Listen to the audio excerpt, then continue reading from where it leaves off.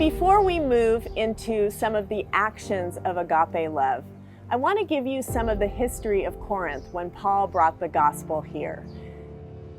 As you can see by the paintings in back of me, Corinth was filled with gods and goddesses, and they were known as a people who indulged in all kinds of revelry. In fact, the phrase acting like a Corinthian was what you used when you were being immoral. Maybe a little bit like Las Vegas today, and the phrase that we have, what happens in Vegas stays in Vegas. That was a little bit like Corinth in the first century. So when Paul brought the gospel here, it was a complete life change. And 10 years later, the Corinthian church is starting to slip into their old ways. So Paul wants to remind them in his letter about the love that God wants them to show each other.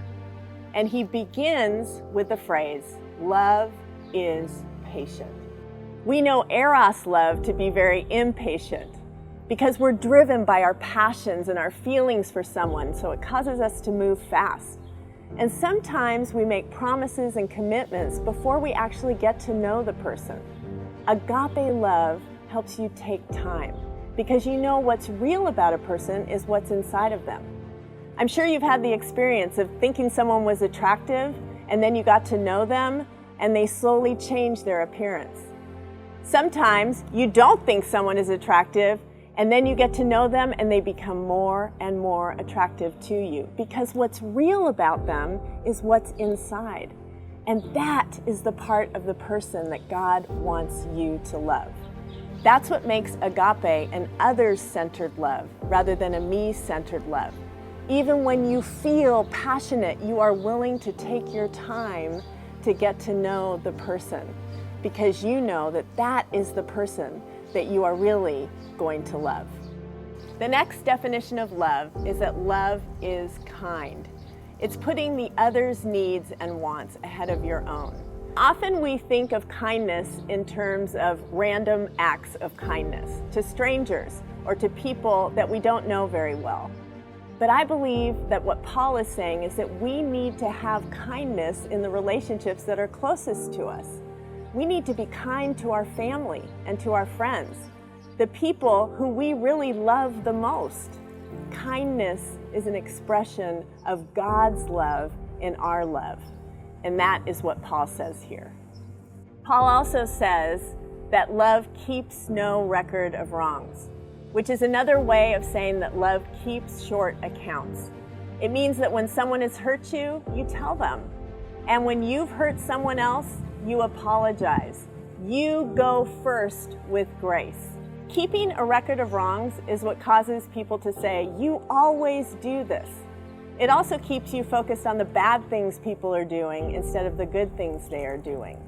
When you are keeping no record of wrongs, you are willing to show grace first in your relationships. The next quality of love is that it rejoices with the truth.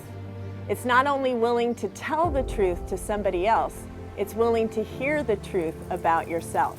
It's a lot easier to talk behind someone's back than to tell them something to their face. But that's what agape love does. It's also a willingness to hear the truth about yourself, which can be hard. That's something that all of us need to ask ourselves. Are we willing to hear the truth about ourselves? Rejoicing with the truth is how God wants us not only to love each other, but to be in the world. The next quality of love is that it always protects and always trusts. Do you protect others when they have confided in you? Do you protect the love and commitment that someone has made to you? This quality of love is practiced not only in friendship, but in marriage. And before you focus on whether you can trust someone else, focus on whether you can be trusted. Become a trustworthy person and you will gain people's trust. That's how you express this quality of love. The last characteristic of love that's expressed in what you do is that it always hopes and always perseveres. Love never gives up. Even if you bug me or make me mad, I am not leaving this relationship because you means something to me. This is the kind of love that you express not only in friendship and in marriage, but also with people who are outside of the faith. How many people have been won to God's love because someone did not give up on them? They kept praying. They kept persevering. It doesn't mean forcing or clinging. It means letting go and loving and letting God woo others to Himself. But it's never giving up. These are the qualities of a love that's greater than what we have. But with God's love inside of us, we can do this kind of love.